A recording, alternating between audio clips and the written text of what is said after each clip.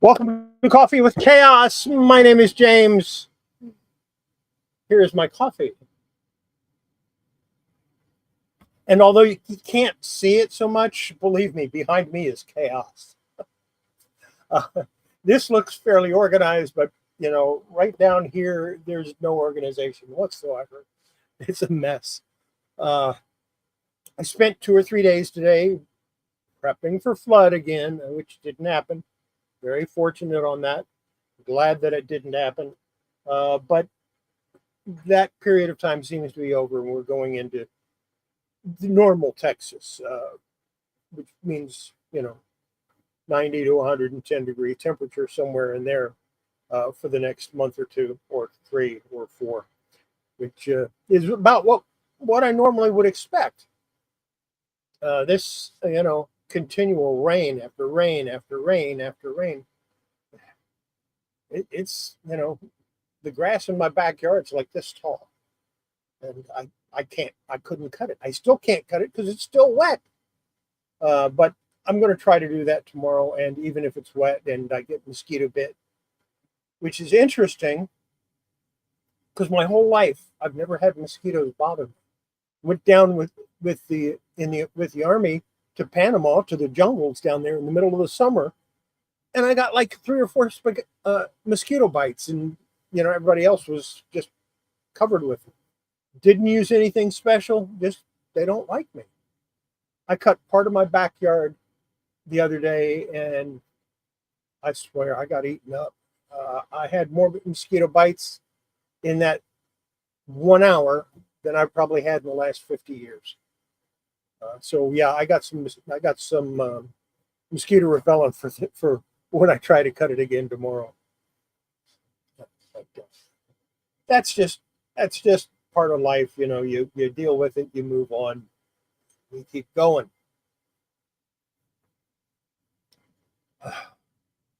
So what do we got for you today? I've got comic books. I don't have magazines to show you. I don't have toys to show you. I don't have cards to show you. No books to show. All I've got tonight is comic books. And I got a bunch of them. And I have a lot that I'm not going to be showing you. How you doing, Buying Spaces? I'll accept that, even though the name is misspelled. For instance, I have a long box right here that has pretty much every first comic that I own in it, because I got curious to where they were, and I wanted to make a list of what I didn't have. And I don't have that many. My flavor changed? What do you mean my flavor changed? My flavor didn't change. I'm still coffee.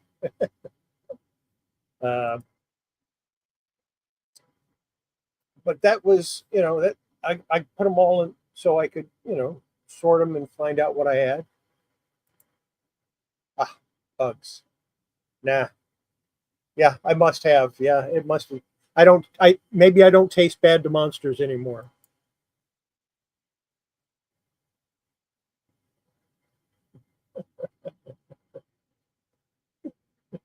Okay, I'll accept that.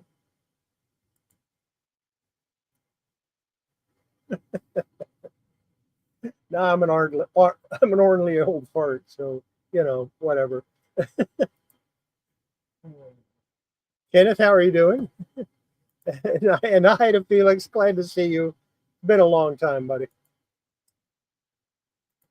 So anyway, a few weeks back, I showed you a comic book that I got from Michael Mayrin, and I want to show it to you again. I had every intention of going through this comic and leaf casting the cover to fill in the gaps and all of this. And I pulled the staples out because I was going to have to reattach the cover once I fixed it up a little bit. And I noticed that the first page was loose. Well, the first page was loose because it has no back page. So I didn't bother leaf casting, but I do have it here. And here's how the way it came out. This is World's Finest number 206. And if you remember seeing it before, it had a piece of white paper over it that he kind of sealed the whole thing in.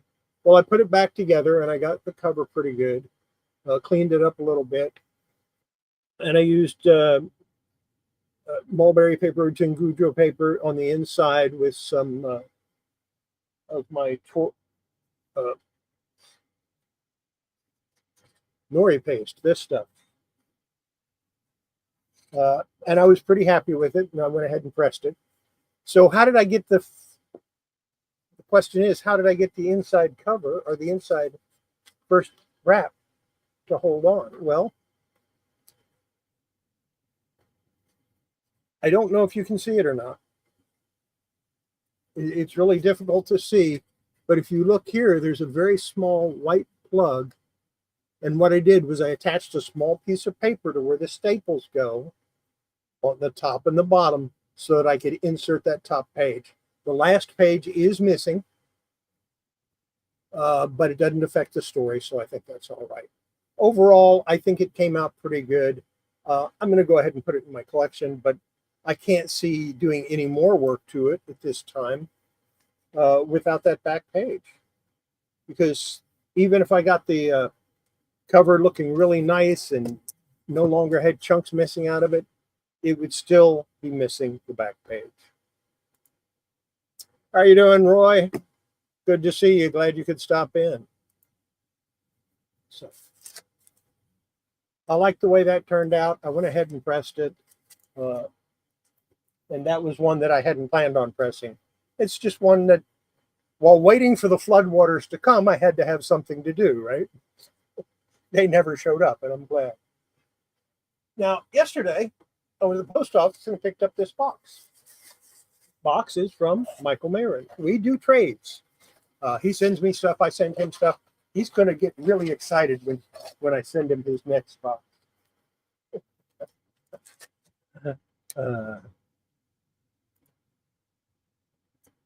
Oh, what the fuss is about?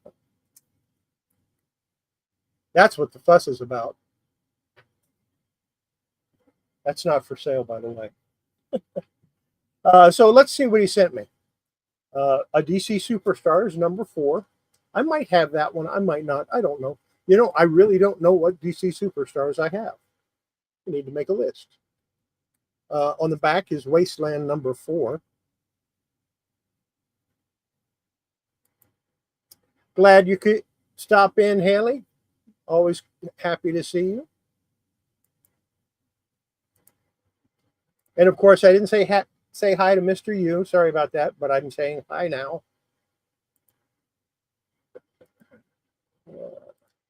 And Wasteland, I have a full run of Wasteland, so that's not a big problem.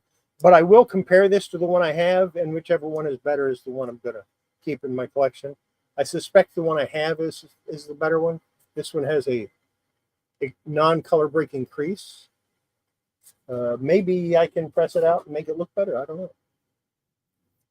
Grew the Wanderer 17 and 20. And I know I'm missing some of the Marvel Grew the Wanderers. So I'm actually missing a couple of the PC ones too. Number 15 and number 16. And that's Marvel Epic. Classics Illustrated 165.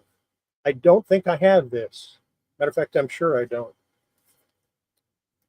158 and 164. The high numbers are the ones that I don't have many of. My goal with Classics Illustrated is to get all of them, get each one of each number, and then try to get the originals, the first prints. So we'll see how that works out. 135 and 137.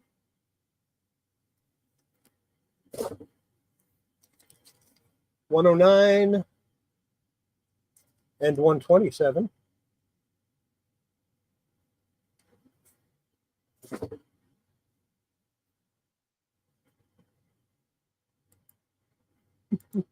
Yeah, I turned in mosquito bait last week. You know, I have comics to send you. I'm going to toss that into your box and send it to you. I'm just going to give it to you. Just give them to me in trade. I'll give it to you. 103, 108,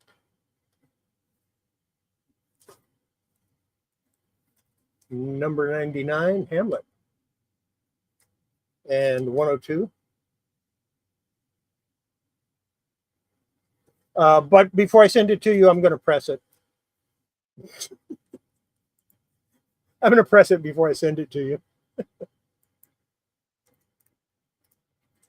Number 85 and number 94. Ooh, Archie. Well, technically it isn't Archie. Technically it's Red Circle. Red Circle is published by Archie. This is a Steranko cover, by the way. You can see his name right there. Maybe, if you're lucky. But nice Steranko cover on the fly. Don't have that one. I have a lot of those, but I'm pretty sure I don't have that one. This is a Donald Duck. Looks from 1959. And he has a little piece of wrap here with the piece that's missing on the edge. So I guess I'm supposed to put that back on, which I will. You might wonder how I know it's from 1959. It's because there's a copyright notice. It says 1959 right there. So, glad to get that. I love my Dell comics and my Donald Duck and Bugs Bunny, and they're great. Speaking of Bugs Bunny, got one right here. Not sure what year this is. Definitely from the 50s, I think.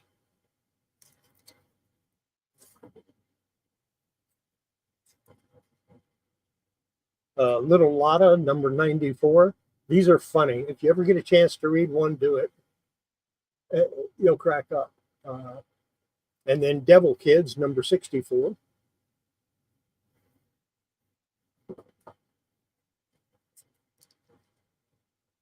Korak, Son of Tarzan, from September of 1966. So that's a fairly early one. And from, looks like July of 1972, Turok, Son of Stone. I'm going to take that Turok out. I want to check it because there's a chance that it might be a Mark Jewelers variant. And the reason I say that is if you look up in the blue up here, it's difficult for you to see, but there's a blue star there. And they use those in the Stars and Stripes stores overseas for the military. They would stamp it with that star. So is this a Mark Jewelers variant? Well, if you look on the center, you would think not. But you see, Gold Key didn't do the inserts. They put them on the inside front cover. So this is technically a Mark Jeweler variant, because the other ones from that same time frame would have a different advertisement on the inside front cover. Surprise! You got to be careful when you watch my show. You might accidentally learn something. So, let me see if I can get this back in. I'll just take that tape off. I don't want to risk getting a tape pull on it. So, yeah, Gold Key never did that insert for the Mark Jeweler variant. They always published them.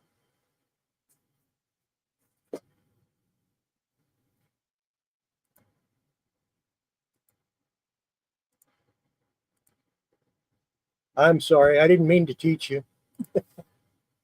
Okay, so I did show some comics that I was going to press, and that's what I'm going to show tonight, except for one. One of them I didn't show you, but I'm going to show you to you tonight anyway. And the first one is Cerebus. Now, if you remember, this was water damaged, had water wrinkles in it, and it was really stiff. But this Cerebus number 25, if you look at it now, there's no stiffness to it. It came out really nice. I'm going to try to see if I can, yeah. If you look at this page, you can still see the watermark. So it was definitely the same one. I cleaned the back. It turned out pretty good. Very happy with it.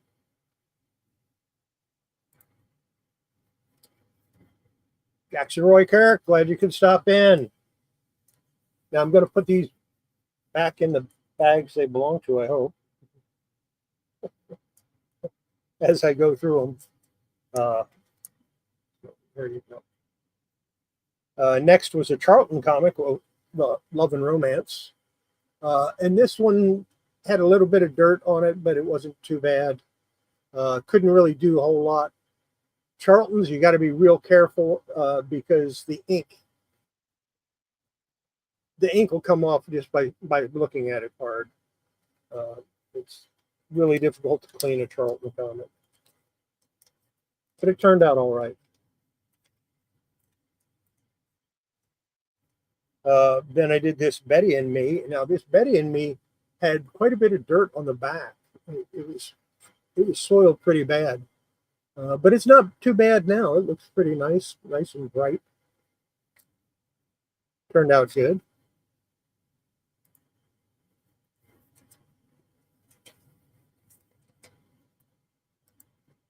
Patrick, glad you could stop in. Haven't gotten that package yet, but I know it's on the way.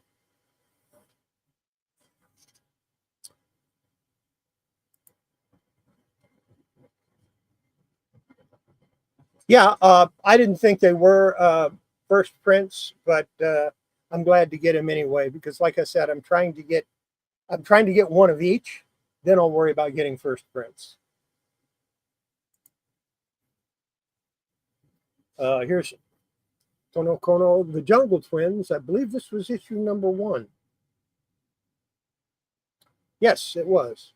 And this is from 1972, same year as that Korak or that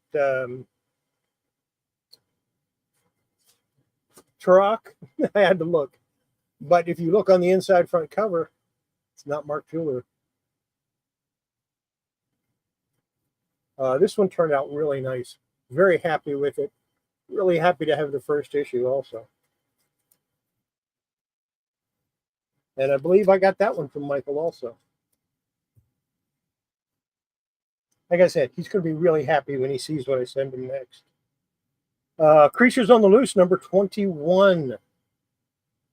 It had a lot of soiling on the back cover, which I got most of it off. There's still a little bit, but it looks a whole lot better. And of course, another Steranko cover.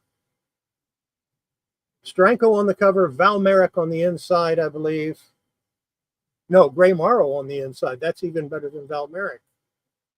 Good stuff. That's why I collect that series, because it was always good. Whether it was Tower of Shadows or the reprint issues, it's still good stuff. It's a sad sack. It's had some problems on the back. It had some dirt and stuff on the back cover. It turned out pretty good. Happy with it. Probably going to list it on eBay.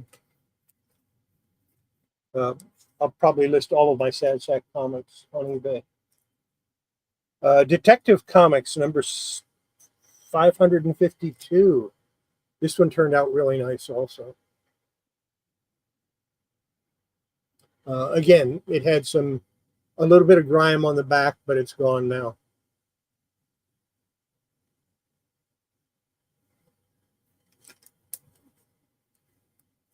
Yeah, Steranko doesn't draw much anymore. If he does, it's for something else. Warp number 6, Frank Bruner. He did most of the covers. He didn't do any interior art. Interior art was by nope. On this one, he did the interior, so that's even better. White covers are notoriously difficult to do. This one came out nice. Yes, I like my first comics. I have a list of all the ones I'm missing. Pretty big list. And now for the one that I wanted to show you, but I didn't want to go get it. And this one had a lot of grime on the back, more than what I thought it did. Captain Marvel, number 89. Yeah, it's number 89. As you can see, it turned out really nice. It does have a tear back here. I didn't bother to fix it because the pages are so nice. Fixing this would actually lower the value of it, I think. So it's better to leave it like it is. Sometimes you gotta know when to not do something.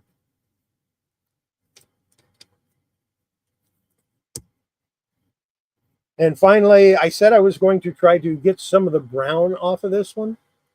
And so I washed it. When I washed it, wasn't paying enough attention, and the cover split. The spine split all the way down. Now I took some Tingujo paper or mulberry paper, whatever you want to call it, the Japanese paper, and I put it back together on the inside, and then, believe it or not, I also did it on the outside. Really difficult to see.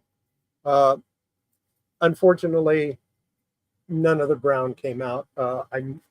This is going to be a comic that I use when I get ready to test a blue light system that I'm working on putting together.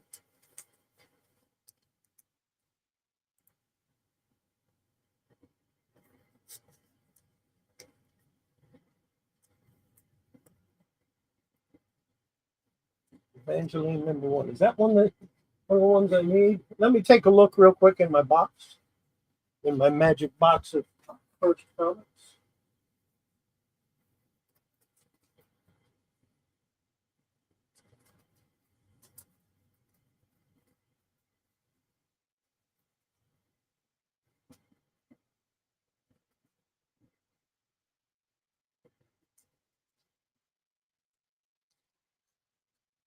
Okay, Patrick, I promise not to get mad.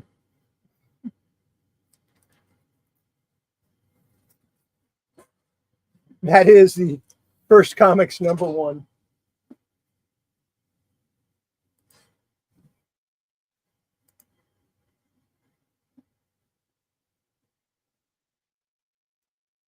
Very cool. Classics Illustrated Juniors are fun. I don't know if I have the Happy Hedgehog one or not. I would have to see what number it is.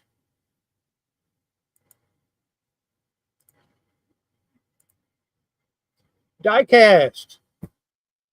Glad you could stop in. What's the number on it? The 500 number on it? That's what I want to know. Because that would tell me a lot. You might have gotten a really good piece there, and you might have just gotten one of the ones.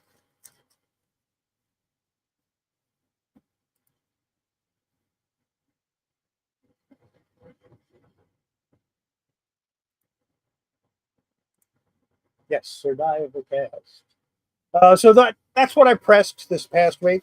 I pressed a whole lot more than that, but that's what I pressed that I showed you and I told you I was going to press. And that's what we're going to do here. I'm going to show you some more that I plan on pressing. Another Cerebus. I'm really enjoying these. Not pressing them. I don't enjoy that part. But I'm enjoying reading them before I do any work to them. And as you can see, this one is, yeah, it's definitely been through the water. And needs to be fixed. So I'll be doing that one. Doesn't look like it has a whole lot of grime on it. I'll probably give it a light cleaning and then press it. Because to me, cleaning and pressing goes together. Why would you want to press a dirty comic?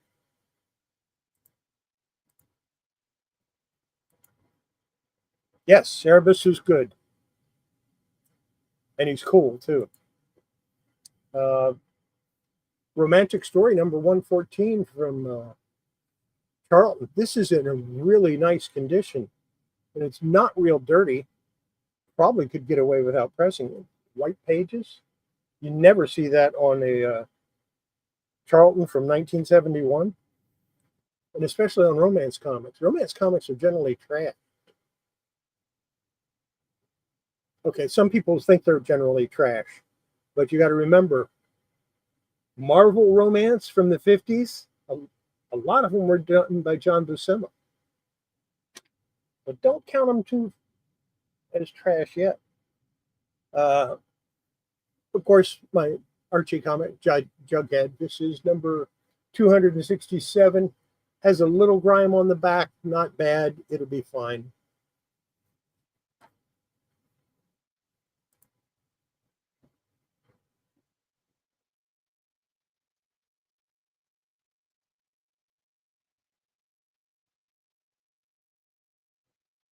All right, I appreciate that. Don't just send me the numbers, though. When you send me the number, let me grab one of these.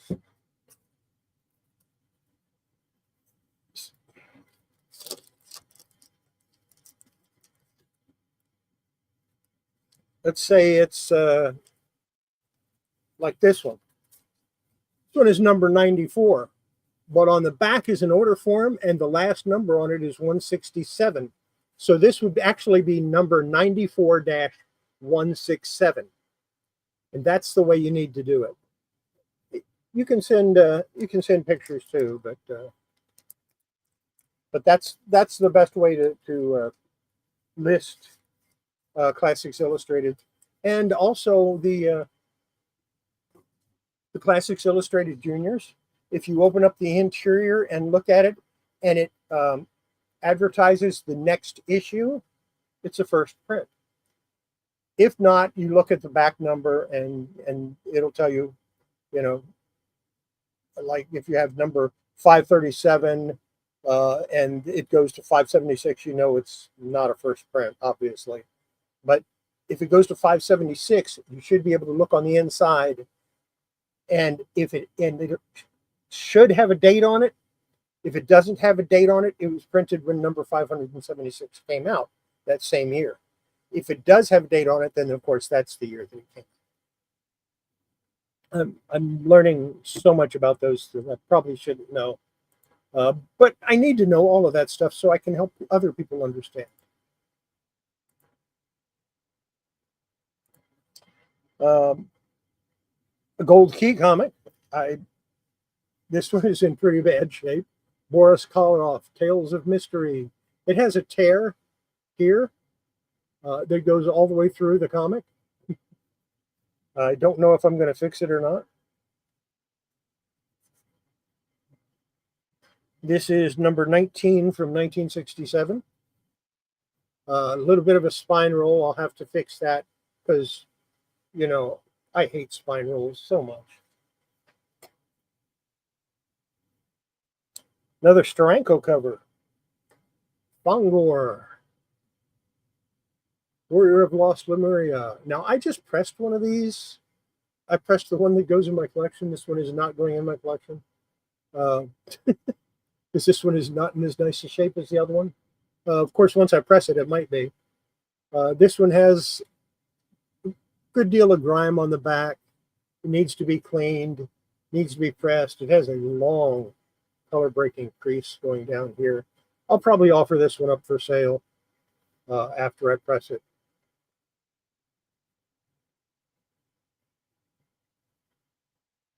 And of course, Steranko cover. And this one has Val Merrick as the artist. Val Merrick, in my opinion, is a very underrated artist. For my older comics, I'm going to press this Daredevil number 77. And this is from a long time ago.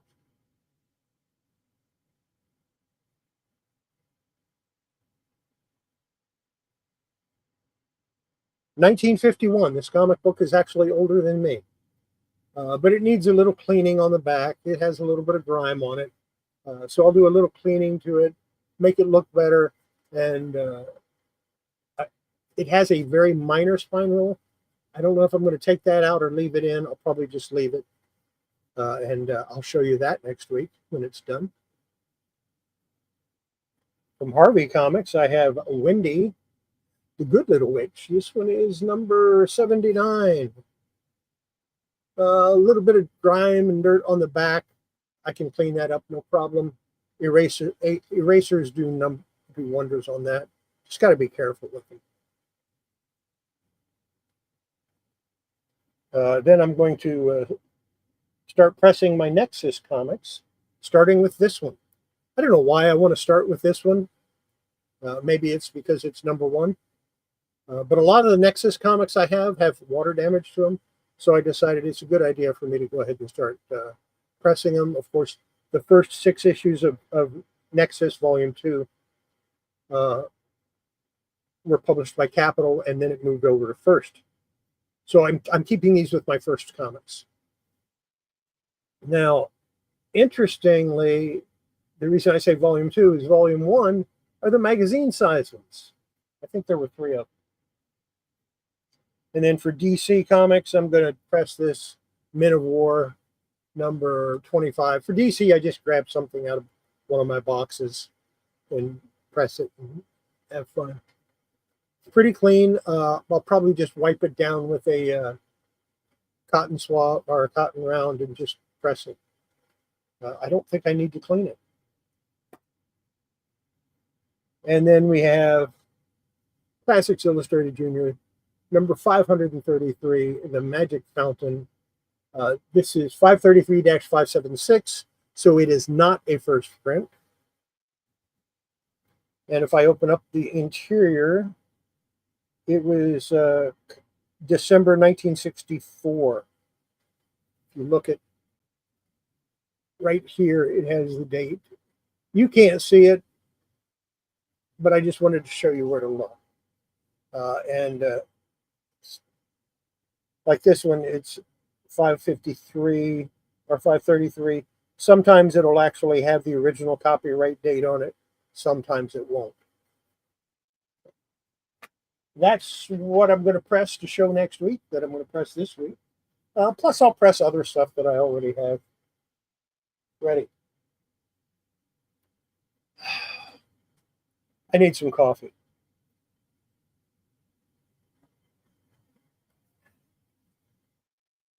Let's see if I can pull this up so that you can see the whole thing.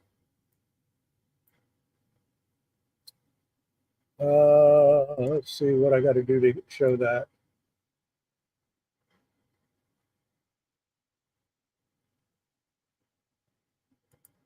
Got to do a share screen on that one.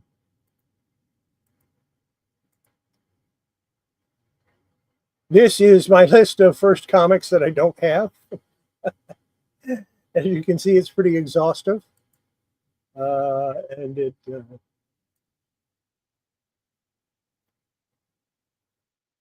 yeah, there's quite a few of them.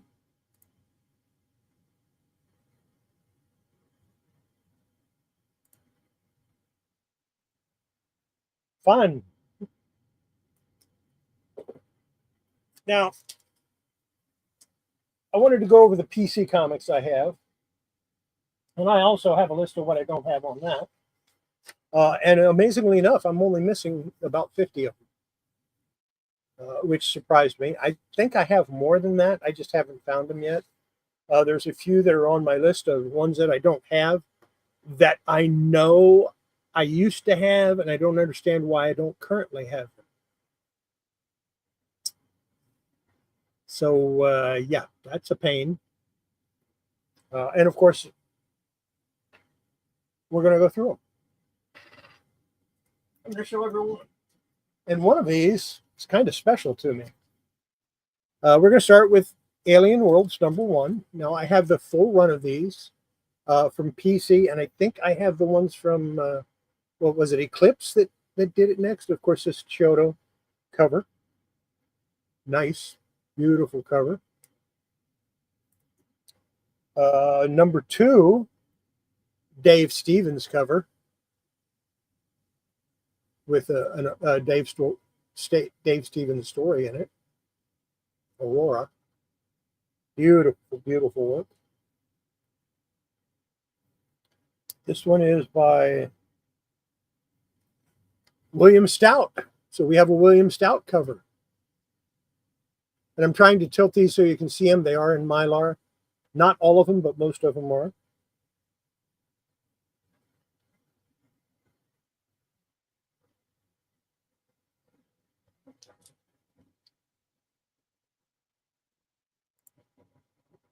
Not AC, PC.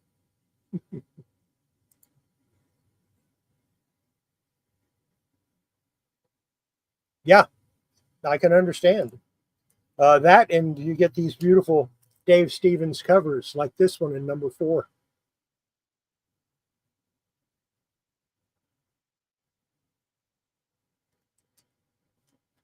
I don't remember who did this cover,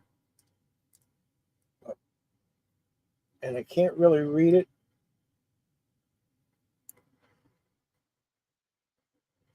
Yeah, I can't read who did the cover, but it's another gorgeous cover.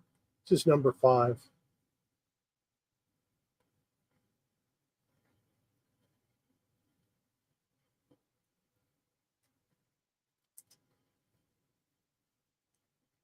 Then we have a Frank Bruner cover. Always liked Frank Bruner artwork.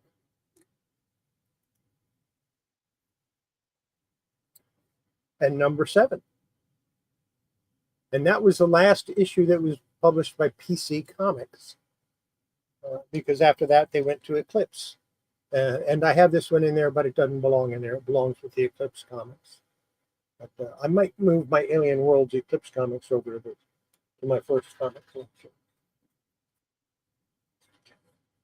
So what's next?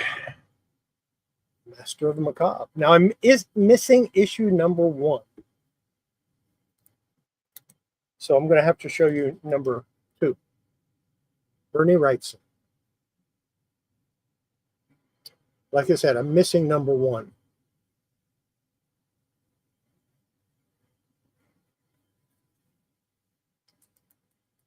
That's a good reason to get it.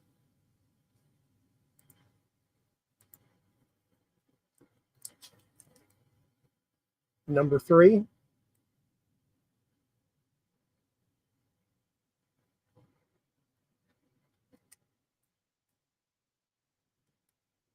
And #4. Nobody does horror like Bernie Wrightson did horror. Just incredibly good stuff. Then we'll go to Bold Adventure, or Bold Adventure Presents. There weren't a whole lot of these. Here's #1, and they cut the name off, so I'm not sure who did it.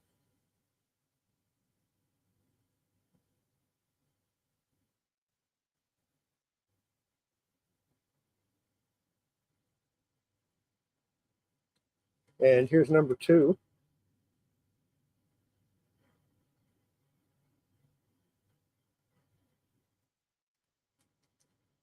Well, here's one you need to look for then.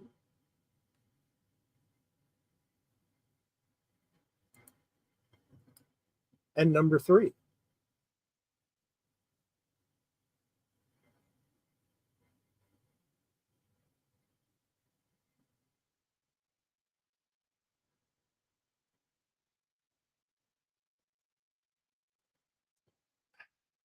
Time for a little Kirby goodness. And I have multiples of a lot of these. Captain Victory and the Galactic Rangers. Number 1. Captain Victory, I almost have 2 sets. Number 2.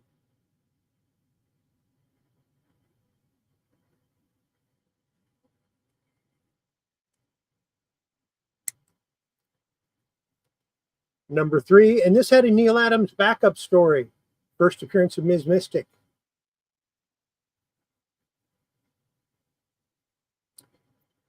The backup story, Ms. Mystic, in this predates the Ms. Mystic by number 1 by almost a year. So that's kind of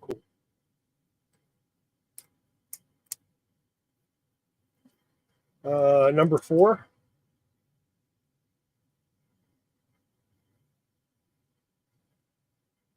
Yeah, and I don't understand why, because it's really good.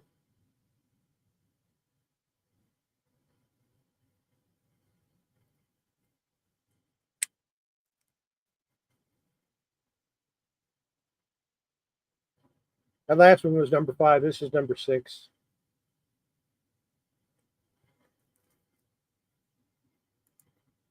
Yeah, it was number 3. You might as well just get the whole run because it's Kirby goodness. Number 7.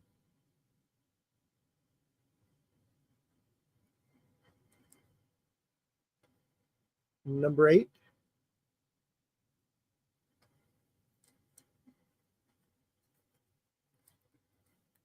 Number 9.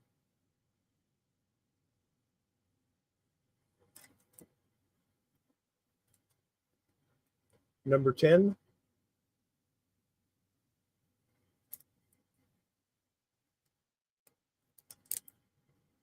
Number 11.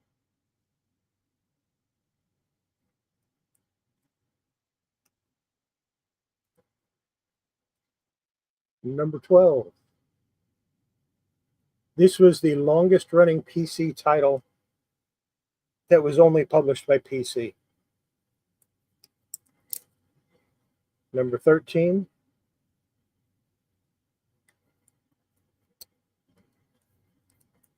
And the special number 1.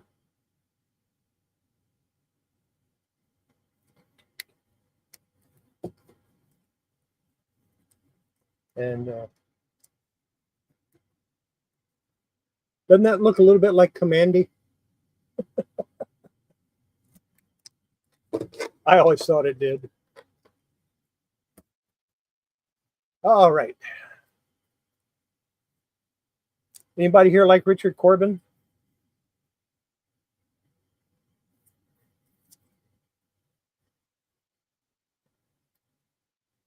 The Corbin Special. House of Usher by Edgar Allan Poe.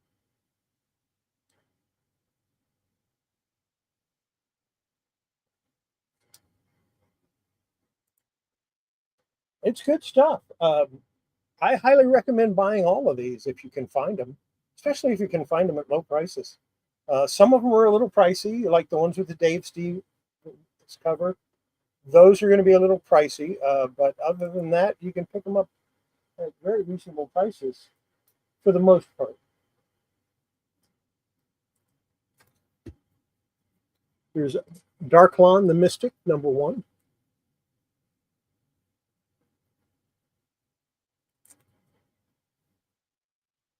And if you're an Arthur Sloydam fan, you absolutely have to get this. Demon Dreams, number 1.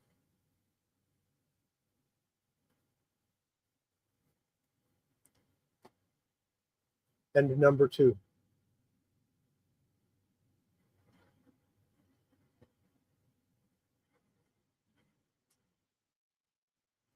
And we've got, and that's all of those. Then we've got Edge of Chaos, origin issue, number 1.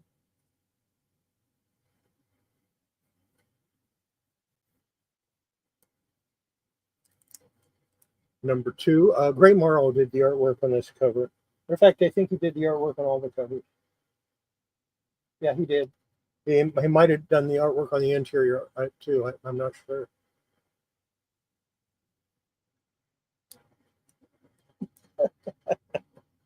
Yeah. Like I said, Jackson, just go for the whole set. Go for all of the PC comics. You'll be better off for it. Edge of Chaos #3.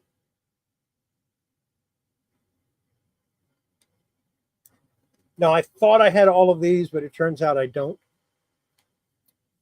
I'm missing the last issue.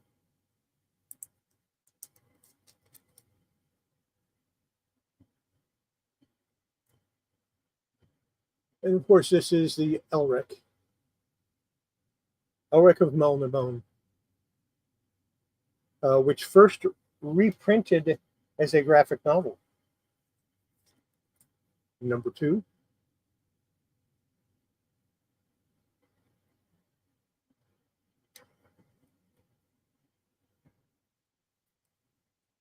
#3.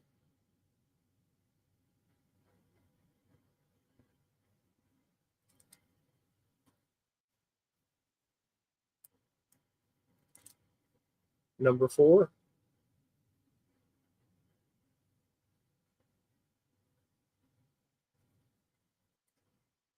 And this is all P. Craig Russell that did this stuff, so you know it's good. #5. And like I said, I'm missing #6. But yeah, amazing artwork.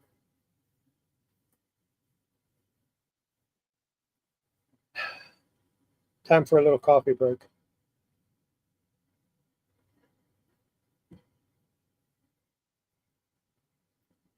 Now, I think this one was trimmed, which pisses me off because it's shorter than every other issue I have by just a little tiny bit. So why would it be trimmed? I have no idea. #1. Through the Wanderer, #1, Sergio Aragonés. Does it get any better than that? Oh, hell no.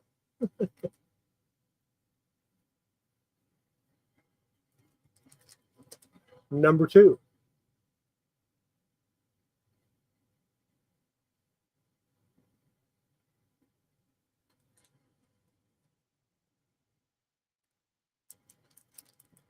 #3.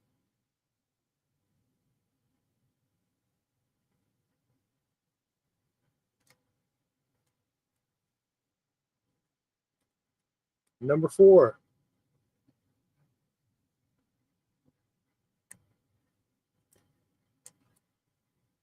#5.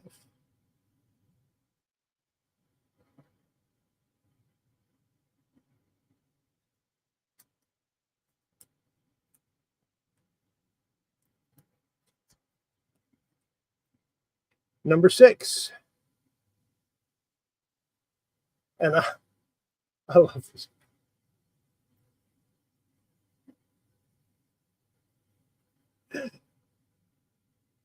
Yeah, you gotta love that. I don't have #7 and #8. I'm looking for them. I'll get them eventually.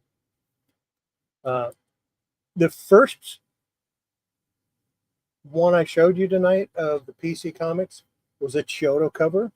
I'm going to show you another Chiodo cover. Jerry Iger's Flamingo. Famous features. Beautiful cover.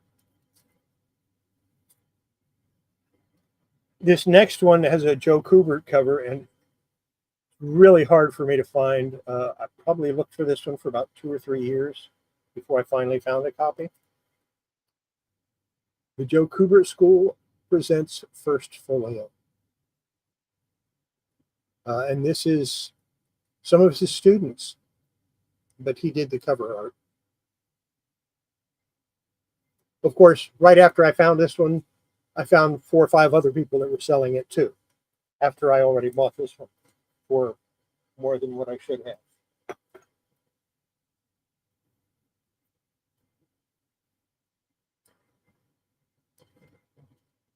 Ms. Mystic, #1.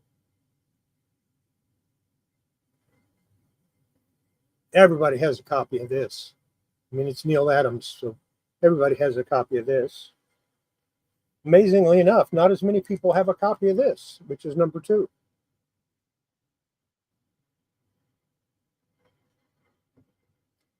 And of course, he continued to let the numbering. Number 3 is in Neil Adams' own studio. Continuity Comics. Okay.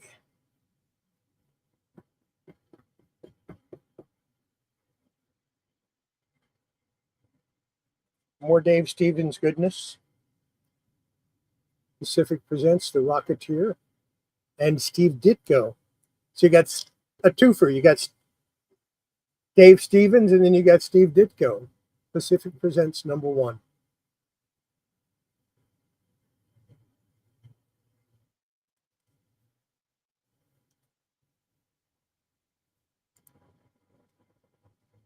We'll get there eventually.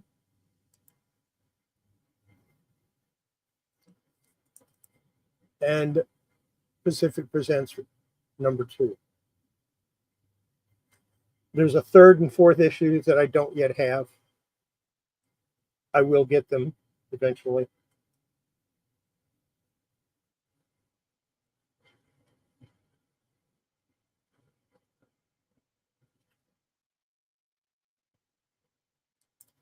Pathways to Fantasy. Barry Windsor Smith cover.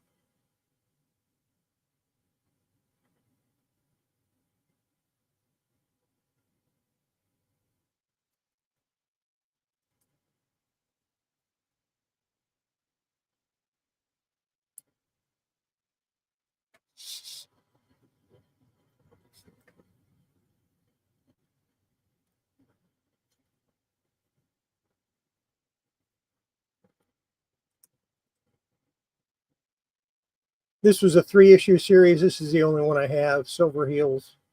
I don't have issue 2 or 3. Good stuff though. It's painted. Scott Hampton did it, and it's a painted comic.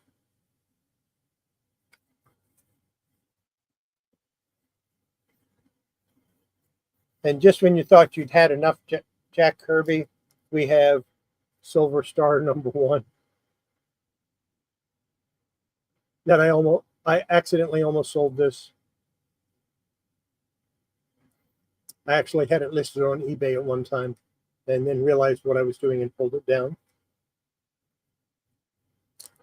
Number 2.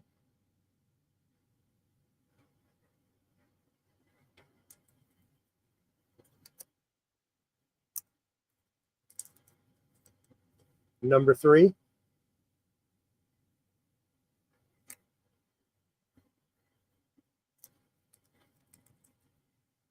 Number 4. That always reminds me of Galactus for some reason.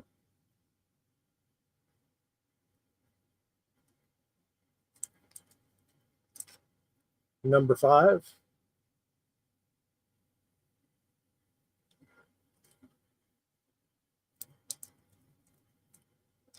And number 6.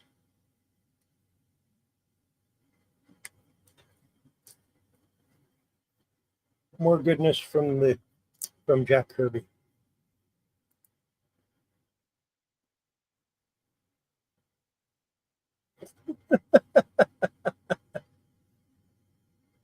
Oh, no reason to get nervous.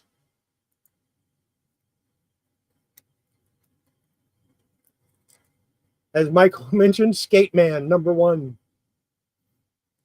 More Neil Adams goodness.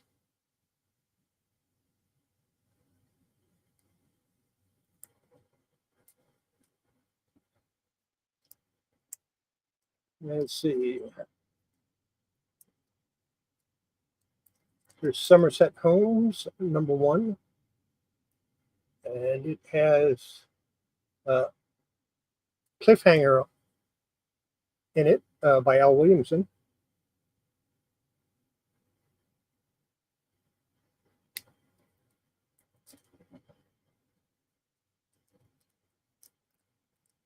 Number 2, that cover says so much.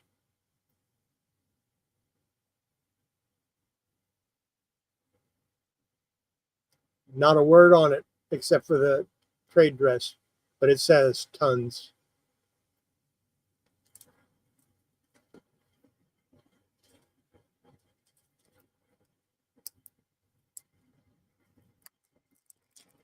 Number 3, and I'm missing number 4.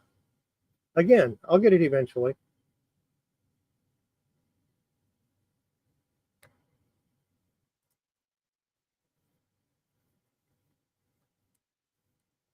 Let's look at some Mike Grell goodness. Star Slayer, number 1.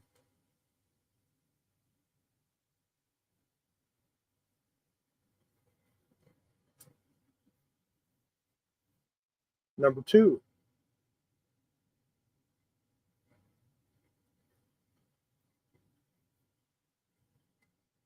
Number 3.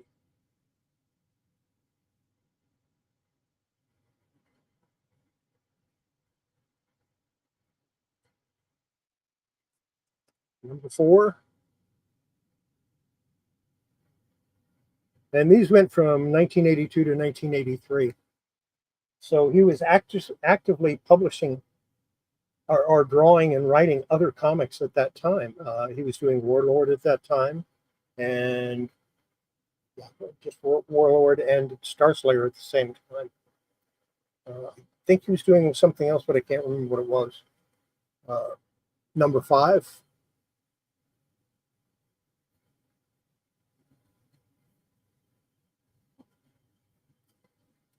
And number 6.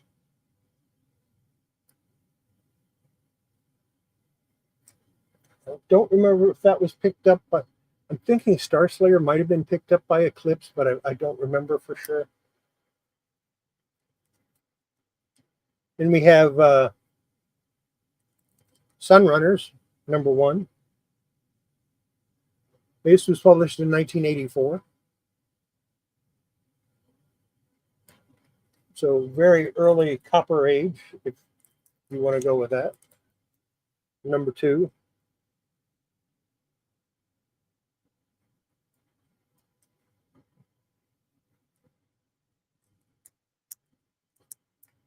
Number 3. And if it weren't for this, the fact that this came out years before Jurassic Park, that would be a scene right out of Jurassic Park.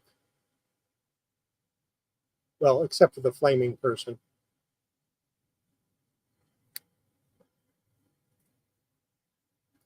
And just so you don't think I forgot, we have the 3-dimensional alien worlds, number 1.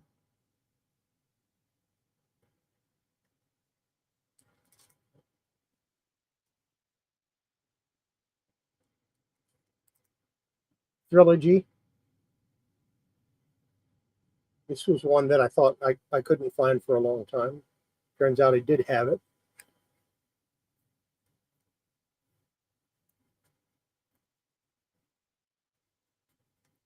Twisted Tales, number 1.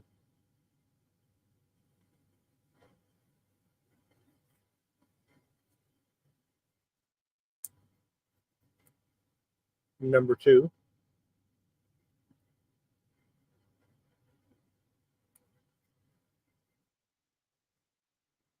I'm missing 3, 4, and 5, and number 8. So here's number 6.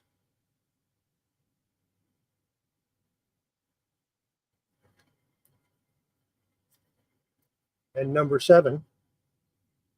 Like I said, I'm missing number 8.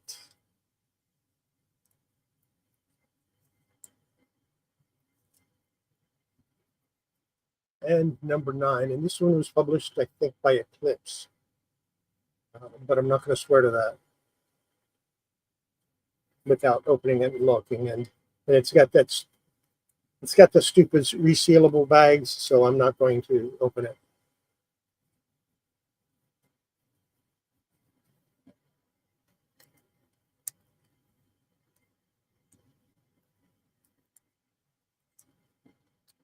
Vanguard Illustrated #1.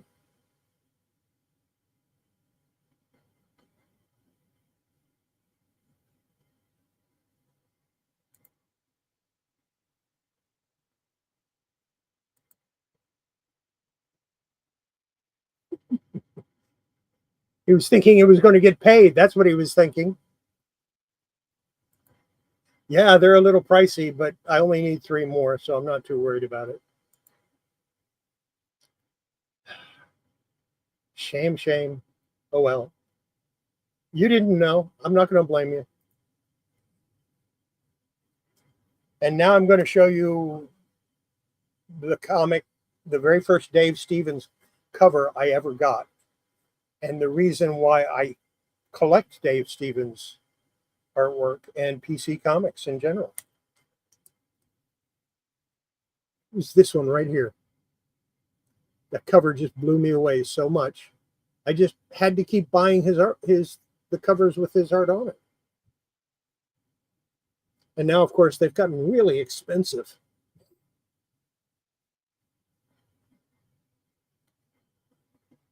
But that was the first one I ever got that had Dave Stevens, had a Dave Stevens cover. And I thought, this is so cool. And then I started picking up other PC comics, and I went, I'm just going to collect the series. I'm going to collect the whole thing. Once I looked and found out there really weren't that many of them. It's, I think, less than 150 issues total, unless you count the graphic novels. Vanguard Illustrated #3, Al Williamson cover.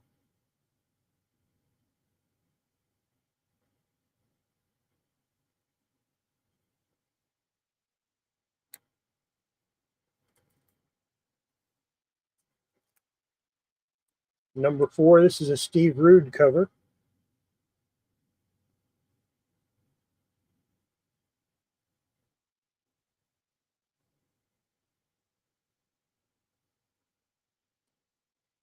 I mean, the Vanguard Illustrated covers, it's like the best of the best of the best. I mean, here's #5, a Mike Kaluta cover.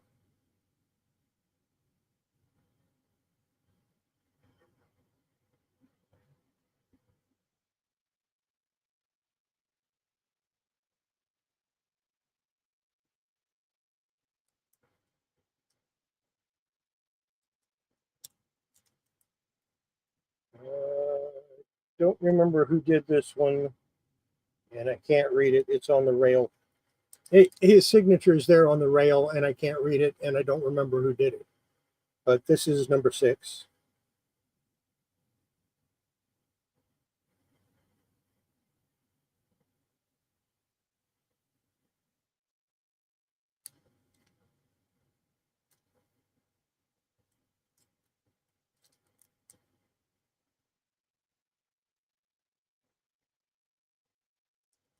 This one is by Kaluta and Alder.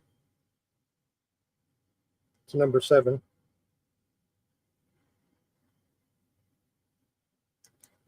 We're almost done. Only a few more to go.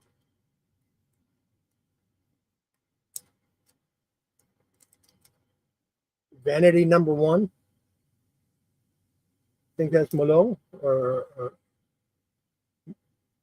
Munoz, Will Munoz.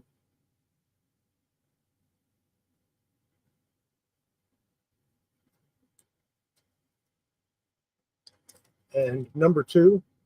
And those were the only 2 vanities they did. It's kind of a shame. I liked the character. But then again, I've got them all, so it's okay. And then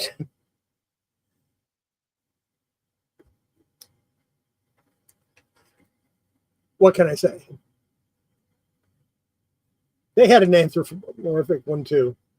Wild Animals. This is the only one they published.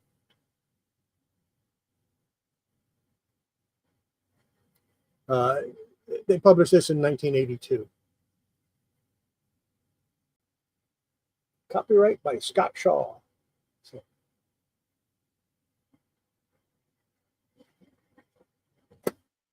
And that is my current PC Comics collection, unless I have some that I don't know where they are yet.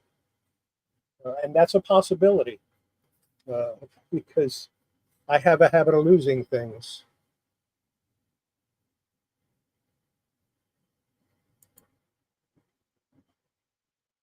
Oh, okay. Yeah, sometimes he signs his name real small and you can't read it. But yeah, I appreciate you letting me know that. But that's my PC Comics. Pretty nice collection. Uh, who would like me to show my Atlas Comics collection? I won't need a book for those. Of course, I'm not going to search through and dig out the magazines that I have that they did. I would only show the comic books, but I have all of the comic books. I don't have all of the magazines anymore. I was real close to having them all, but a couple of them got water damage to the point where the pages stuck, and I tossed them. So I had that happen with a lot of Playboys too. I had probably 120, 130 Playboys I had to toss after last year's flood.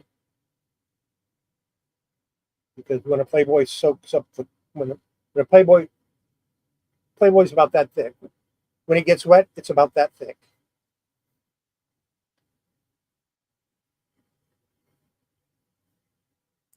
Yeah, they did. As a matter of fact, let me see here. They did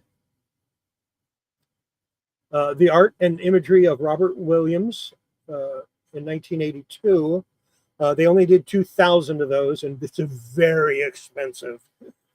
It's on my wish I had enough money to buy list. They did the complete Raj 2000 in 1982. There's 2 issues of that. Famous movie stars of the 30s in 1984. Heroes of Sports 1984. They did 4 issues of Johnny Hazard, and I don't have any of those. They did that in 1981. They did a Marvel Comics Index from 1976 to 1982. There's 12 issues, and I don't have any of them. I've never seen any of them, but I've seen pictures of them. They look really cool. I'd like to get my hands on those. They did in 1977. They did something called One. Never seen that. In 1977, they did the Phantom Sundays. There's 3 issues, and I don't know if they were hardback or soft cover. I'll find out eventually. They did the Planet Comics Collector's Edition in 1984, and I think I have that. Don't ask me where it is, but I do think I have that one.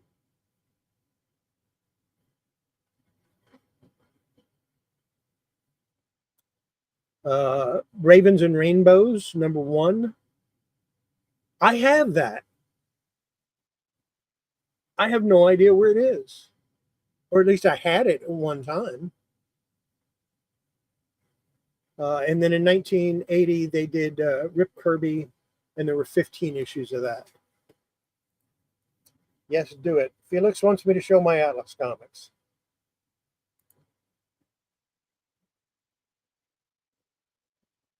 Yeah, I've never seen them. I'm currently keeping my eyes out for them, but they just don't show up that often. But when I see them, I'm going to snatch them up.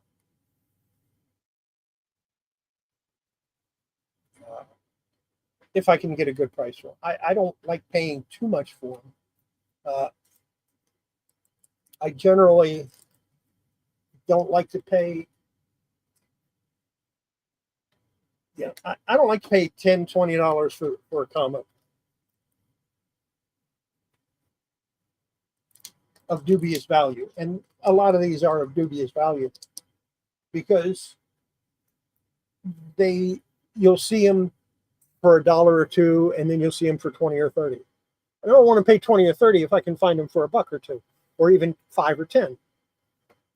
Exception is Dave Stevens. When I see a Dave Stevens cover I don't have, I don't worry a whole lot about the price. I just hit buy it now.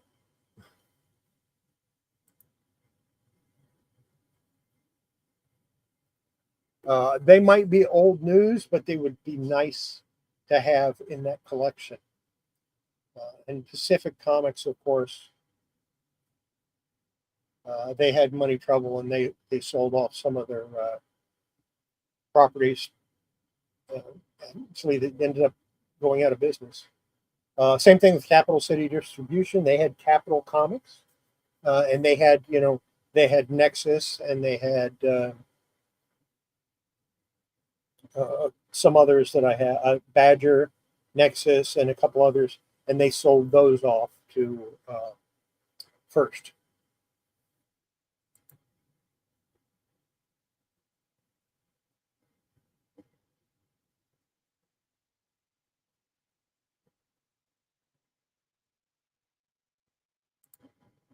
So there you go. That's good stuff. Oh yeah, I'm sure they were.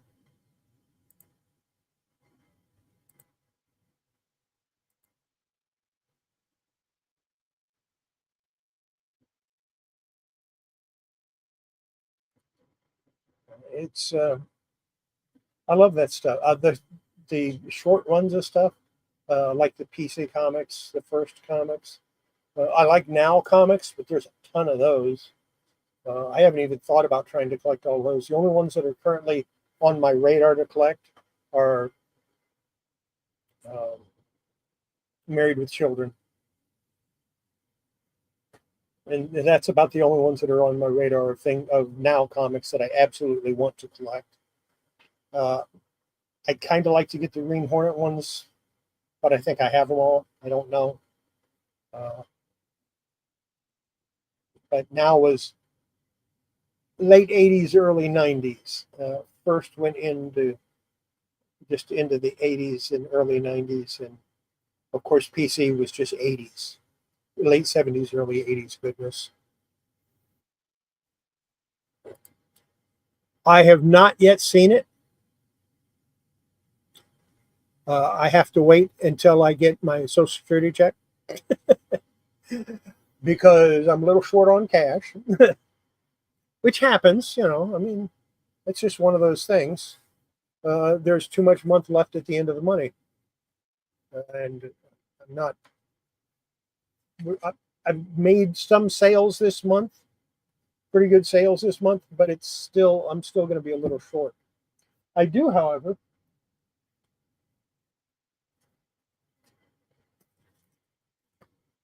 have some First comics that I'm willing to part with if anybody's interested in them. And some of them are American flag because I've got doubles and triples of some. Uh, but I'm putting together a little stack of comics that maybe we'll do that next week or the week after. I think in 2 weeks, I'll do a sale right here on Wednesday night. I'll go over the normal stuff and then we'll do a sale afterwards. But next week,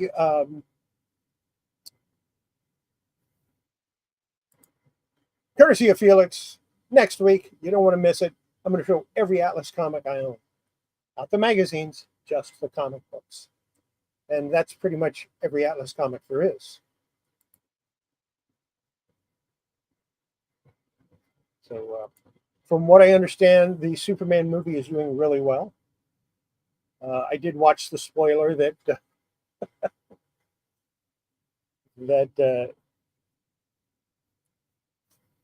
one of the YouTube people put out.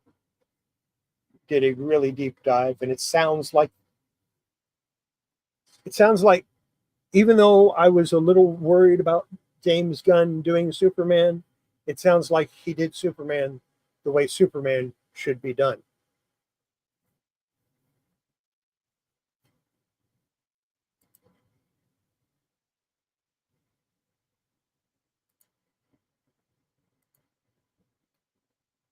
There's the 160 million dollar question. Did you like it, Patrick?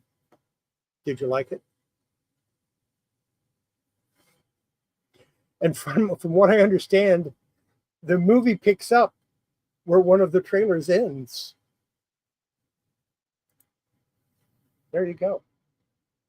But yeah, I watched Kevin Smith, his thing on it, and he did like 45. Was it 45 minutes? 54 minutes? He did about an hour, maybe a little over an hour on it, and he was very impressed with it. Of course, he's a big softie when it comes to superhero movies, anyway. But I've known for years that he's not a big Superman fan. So for him to rave about the movie the way he did, it's got to be good. No further comment. I've had all the spoilers already. When you watch a Kevin Smith review, you get all the spoilers. But yeah, I'm looking forward to going and seeing it. And if I can't afford it, I'll just buy it when it comes out on DVD.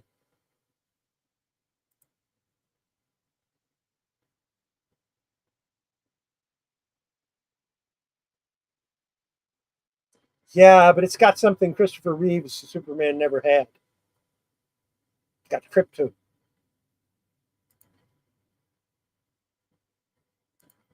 And then, of course, the villain, Lex Luthor, and Ultraman. A lot of you might not realize Ultraman is the Superman of Earth 3 from the 1960s. He's the evil Superman from Earth 3.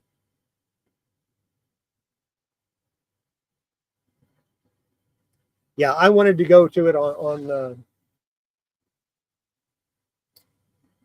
the 11th when it opened. It opened at the drive-in up here, but or it was supposed to open at the drive-in up there. They decided to cancel it because of the rain. I mean, the rain was coming down bad that night.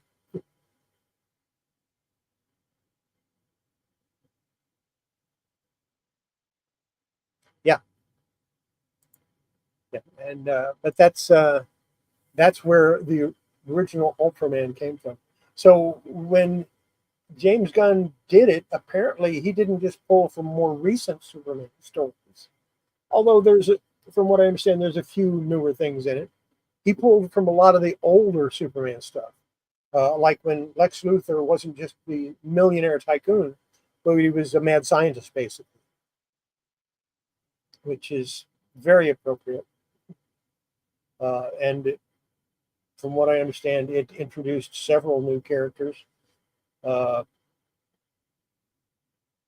that are going to be important. And apparently, they changed the name from Superman Legacy to just Superman because they realized there wasn't a movie that was just called Superman. Even the one from the late 40s, early 50s was Superman something something something. Superman and the Mole Man or something like that.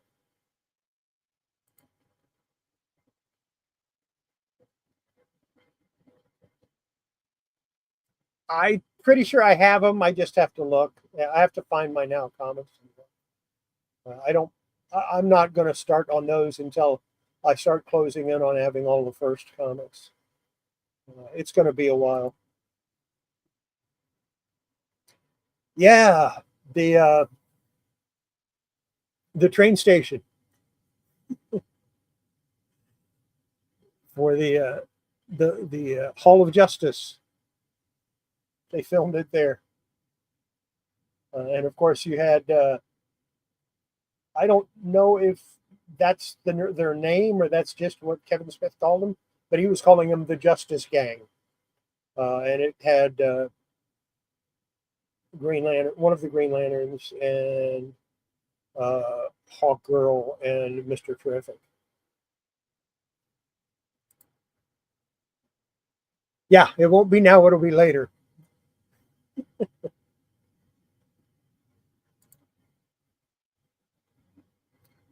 But I look forward to watching it when I get a chance. And unlike a lot of people, you know, spoilers really don't bother me. Uh, I love putting in comments or something spoilers when someone starts talking about a comic that's 60, 70 years old. I like, hey, spoilers, and but the point is, the whole thing is, if you haven't read it by now, tough. I do the same thing with movies from the 60s.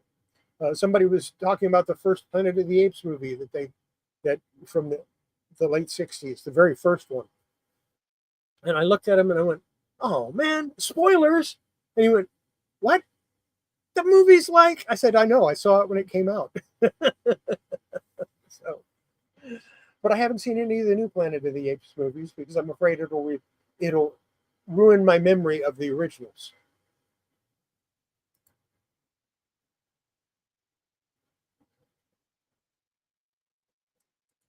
It'll be now after first. I have to do the first, and then I can do the now. Unless I decide to do Eclipse, because Eclipse might eclipse now. You never know.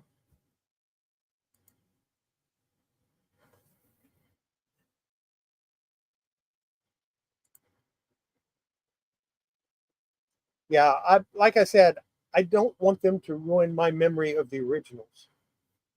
And a lot of times when I watch a remake, it does that. It destroys the original for me. Because the new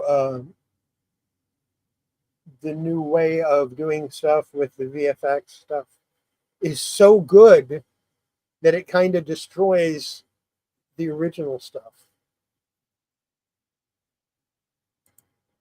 Yeah, but I don't have that many Eclipse. I have some, but I don't have that many. And I showed 2 tonight, so there you go.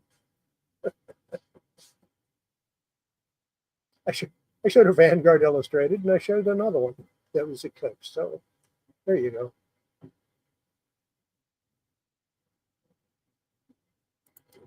It's all good stuff. I mean, there's so many. I don't understand why somebody's going to go out and pay $6 or $7 for a new comic, a lot of which the stories aren't that good. The covers are amazing, and then you open it up, and the artwork on the inside sucks. I've had that happen to me so many times. I don't even want to buy new comics anymore. And then you go back into the 80s and you're buying comics for $1 or $2 or maybe $3 or $5. And the artwork on the inside is amazing and the stories are really good. And it's just, what the hell? Why aren't these $6 comics? Actually, I'm glad they aren't, because that way we can afford them.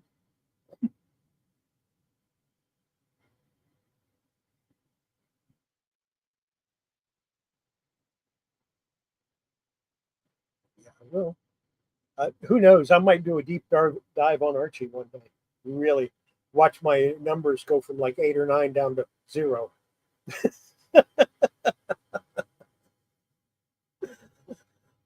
I would have to pick and choose what covers I was showing if I was going to do Archie. But the Red Circle comics, those are all Archie, and the Shield, uh, the I can't. It was something about Sabrina, some Witch World of Sabrina or something like that. But Sabrina had one that was in Red Circle. The Shield. Who else? I can't remember. Comet. All of those guys. Basically, all the guys that were in the Impact comics in the '90s were Red Circle and owned by Archie. DC, in order to do the Impact comics, leased the characters from Archie.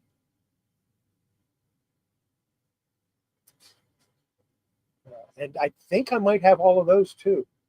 Maybe I'll do it. Maybe I'll show those sometime. But I have to gather them up from the 14 different boxes they might be in, 14 or 50 boxes that they might be in, and get them all into one spot. And then I can see if I have them. But I'm pretty sure that beat between what I already had, what I've picked up, and then what Michael has sent me. I think I have all of the Impact comics. Eagle comics, I have a fair number of those. I may decide to sell those. Uh, Eagle in quality, QC quality comics. I have a good number of those. I have to find them. Uh, I've still got stuff scattered from the flood from last year, and that doesn't count the stuff that I had to move around because of the maybe flood we were going to have this year. So I have to find all that stuff, and it's not easy. I spent 4 days tracking down all my first comics, and I still might not have them all in one place.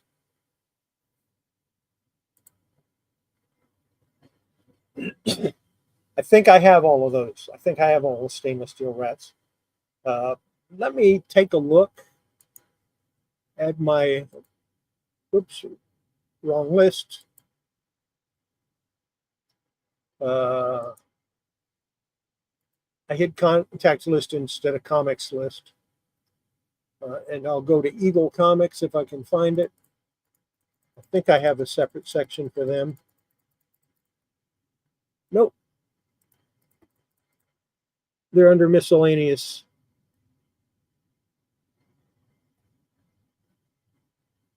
But I can sort that pretty quick. If I can remember where my sort thing is, there it is. Custom sort. Level.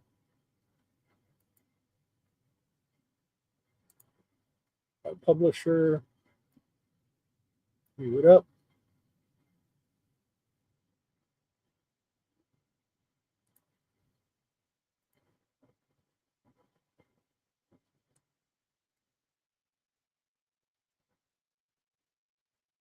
Eagle Comics, 2080 monthly. I have 3 issues from 1985. Judge Dredd, I have 18 issues from 1983 to 1985. Judge Dredd in the Judge's Child's Quest, I have 5 issues. Judge Dredd, The Early Cases, I have 1 issue, and that's number 5. Nemesis the Warlock, I'm missing number 4. Robo Hunter, I have all 5 of those. Stainless Steel Rat, I have 1 and 2. I think there were more than that. Strontium Dog, I only have number 2. And that's it.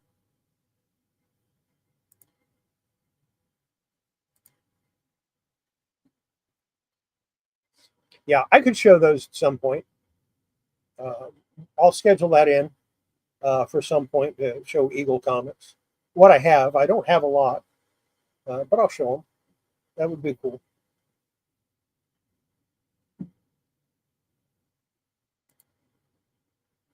And like I said, I only have Stainless Steel Rat 1. Let me, where is, oh, the big book is covered. Never mind.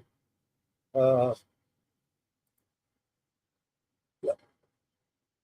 If I go here, let's see. And I'm going to share the screen with you when I look it up. Let's see.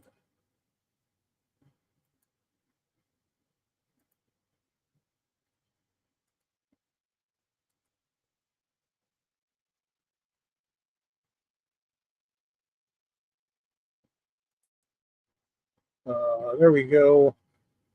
I don't know if you can see it or not. Let's go Stainless Steel Rat.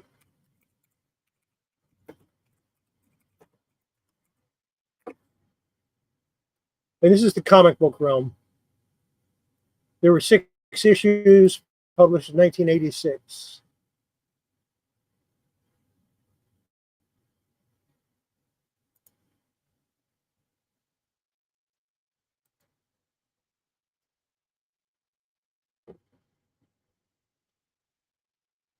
So that's the one you read, I assume. And there's number 2, and number 3, number 4, number 5, and number 6. If I click on that, I should be able to get a, yeah.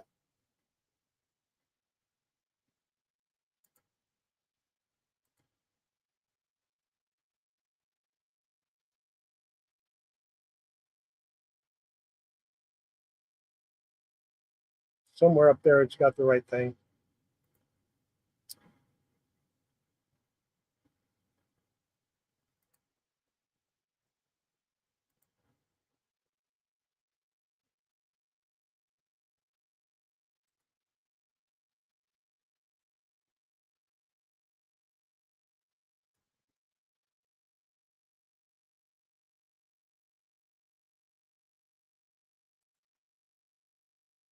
Yeah. I read that a long time ago, number 1 and 2, and it's pretty good.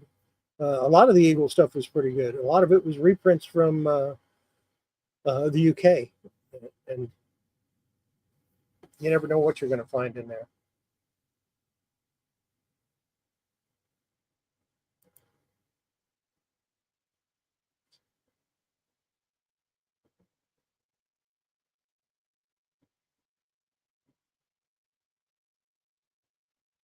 So, yeah, some of the stuff from first that I have that I'll be offering up for sale is some American flag, some issues of Badger, some Dreadstar. This is not the Marvel Epic Dreadstar. This is the later issues.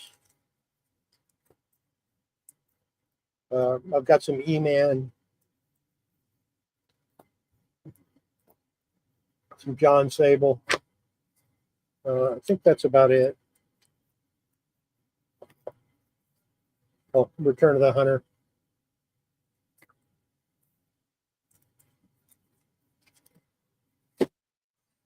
So I'll be, like I said, I'll put together a stack for about, and we'll do that in a couple of weeks. Keep your eyes peeled because I'm going to start putting in the hashtags that I keep forgetting to put in. So I'll be doing that and making sure that we know what it is. It's been fun. I like these. I like it when I'm doing these. I like doing it this way, showing you different publishers, or maybe just a different title that you may not be that familiar with. And I think it's a good way to do it. And I enjoy it. I have more fun this way. And it's kind of rough just being here, just talking about, I got this, I got that, look at this, I found this. That gets old fast. So this is a little better because I'm showing you stuff you may or may not have seen before. Some of the issues I'll have a story behind, and I think it's a good idea. And next week, Atlas Comics, we'll do that. But if you have ideas or another publisher you'd like me to look into, send me a hit me up on Instagram, send me a smoke signal, or an email and say, hey, how about this? How about this publisher? Do you have any of these? I'd like to see something up from this one, and we'll go through them, whatever I have. If I don't have anything, I'll say, well, I don't have any of those. So I'm going to show you this instead. Some of you might have noticed that all the horses that I had up here are gone. They're on eBay currently. Hopefully somebody will buy them.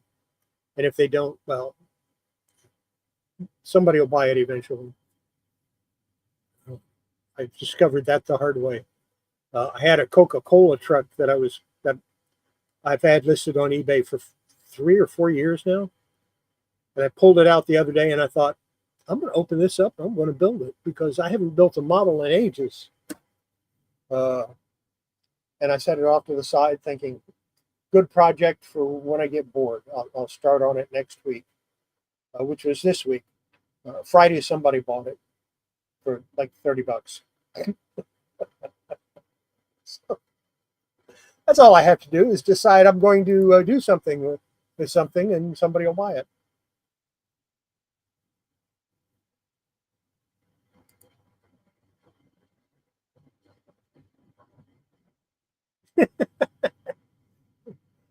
Is it going to keep you up at night looking for a copy, or is it going to keep you up at night because of the ramifications of her holding the scissors behind her and the guy is coming in the door? Yeah, that spoke volumes without a word. And that's the sign of a good comic book cover, in my opinion. Somerset Holmes is pretty good. It's worth looking into. Like I said, what, 4 issues? Yeah, it's 4 issues. Came out between 1983 and 1984. Definitely worth picking up. And the artwork in it is good. And the story's not bad either. So, yeah, that's definitely something to go through. And one day, someday, I'll do another First Comics one when I get closer to having them all. And I'll go through all of the ones that I have. That might be a 2-parter because that's a lot of comics. Like I said, I have a long box that's a little overfull because the long box is full, and then I have these. So, yeah. And not all of those comics are in bags and boards yet. So that might be 6 issues I'm seeing. Yeah, that's the downside to me doing these. You're going to see things you want to get. Hopefully, you're jotting them down and you're writing notes as to, to keep it. I think that's going to be it for me. If you're interested in learning about comic conservation, I highly recommend this book. I am not affiliated in any way with the publishers or the authors or anything else, aside from watching their YouTube channels. But it's very informative, talking about the different conservation methods used for comic books today. It's about a $70 book, so make sure you're interested in it before just plopping down the money, unless you just have the money to blow, in which case, yes, just go out and buy it. You can get that, I believe, on Amazon. They're going to do another book on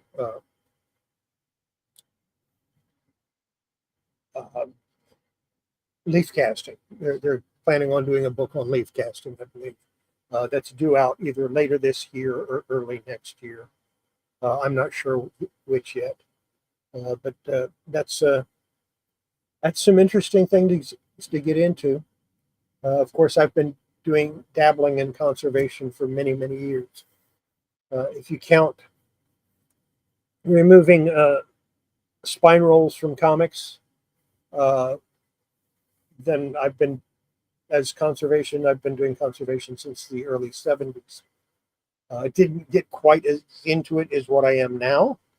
I'm learning a lot more because techniques have advanced since I first started trying to do that sort of thing. And I've learned a lot of things that I didn't know. And some of the things that I've shown on my channel may not be the best way to do it. But as I learn better ways, I'll show better ways. I still haven't finished that. Still haven't done that Lois Lane. Like I said, the days I had planned to do that, I ended up doing flood proofing. Making sure I didn't have any cardboard boxes on the floor, making sure everything was up high, that if the river got out and came up to the house and came inside, it wouldn't destroy everything. So I was doing that instead of working on the comic, so I didn't get that published yet. It's coming, and it's coming very soon. And putting this, what I do with it.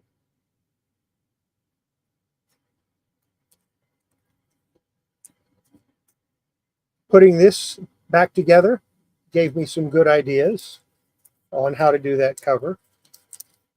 And also this gave me some really good ideas on a way to do that cover. So the cover is not split, and I don't plan on having it split. I'm going to use a kind of a dry method to keep from getting any watermarks. So, but I'll show you that when I do the video. In the meantime, everybody, have yourself a great night. Have yourself a good week. Hope everybody has learned something, and we'll see you next Wednesday right here.